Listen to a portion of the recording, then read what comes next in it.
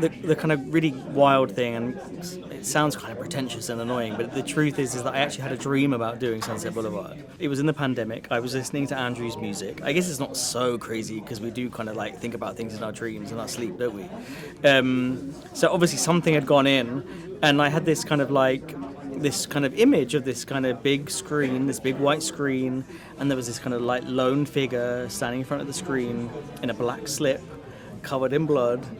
And I kind of woke up and I was like, wait, that was Nicole Scherzinger from the Pussycat Dolls playing Norma Desmond in my dream. And I kind of got on the phone and I was like, look, I've got this idea. I'd love you to play Norma Desmond. And she was not in any way flattered because she kind of was like, isn't this like an old has-been? What are you saying? And actually, I said, look, just look at the lyrics. You know, really listen to the music. She fell in love with Andrew's music. Fell in love with these songs.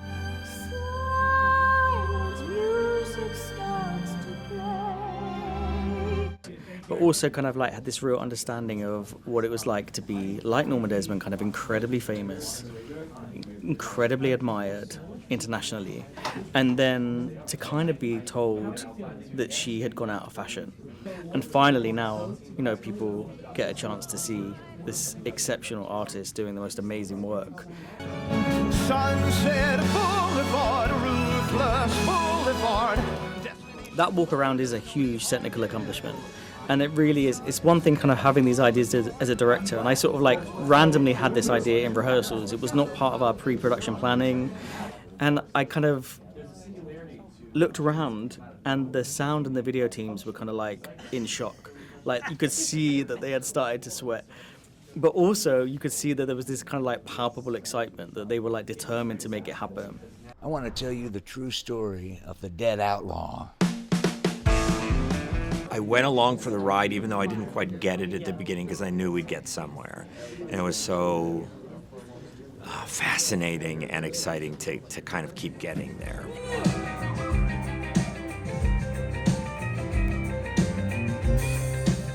In many ways, they wrote it as kind of a song cycle.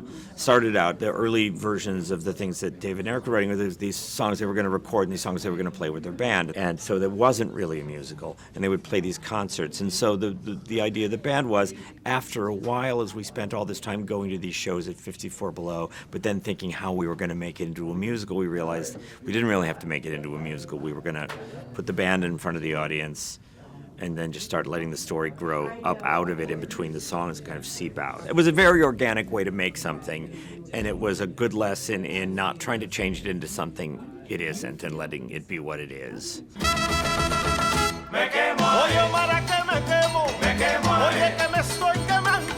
So we wanted to cover the politics, we wanted to cover the heart of the show, we wanted the songs to stay in the original form, so we had to find the sweet spot and make a ride that the audience would go on and then feel moved and enjoy it, feel like it's a concert but also a musical. So everything was about calibrating and making an experience that was going to be just magnetic from start to finish. The band got recognized for a special Tony Award. It's the first time a band, an orchestra on Broadway has received this.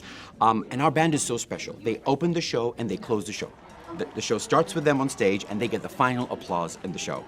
And I knew that we wanted to find a way to integrate them in a way that felt intentional and central. So the band was with us in rehearsal. They joined us in week 3 and week 4 of rehearsal. They rehearsed like the actors. They got memorized, you know, they had their blocking, because I wanted to create something where they were part of the company in a way that didn't feel separate. I'll pause a scene to make you stare. I'll take the trip from here to there while serving Cleopatra on a chaise. I'm Christopher Gattelli, and I am nominated for direction and choreography for Death Becomes Her.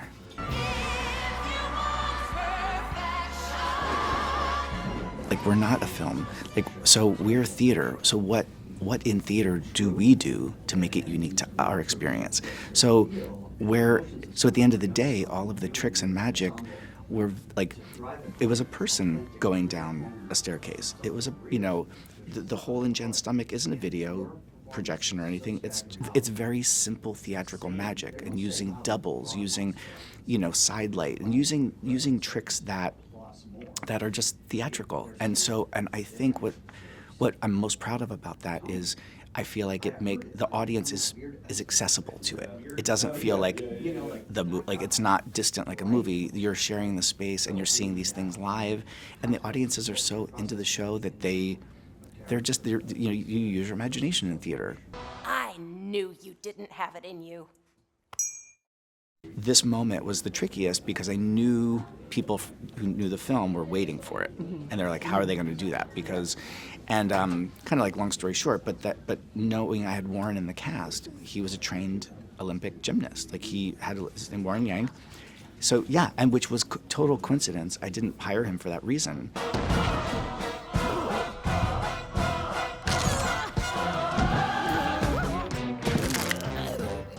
4 days of rain behind us, the yellow sand conditions have cleared. So, leave that mask at home. It's the perfect day for outdoor activities. Today the air in Seoul is very clear and warm. I mean, so much of the way we told the story had to be sort of invented anew because the set was so intricate, constantly moving, geometric lines of light and boxes and walls and ceilings, and so each new configuration on stage was sort of a new puzzle we had to solve with the lighting, because we had to figure out how to get the lighting into the box, where it was going to come from, what color we were going to use, and so there was like it was more of a puzzle, kind of piece by piece by piece. We had to work through the work. It was also really interesting to think about how to light actors that are playing robots because they're not supposed to look human. So, things like shininess or like a slightly cooler palette on the face is something you might not want to do for a normal show, but in this case, it was really interesting to think about how to do that. It feels like a validation of a lifetime of work as well as the specific show. And also, I just think that maybe Happy Ending is so perfect for this moment when we're headed into this future with AI where we don't really know what it's going to look like, and this show addresses that when we're at. Well, that's the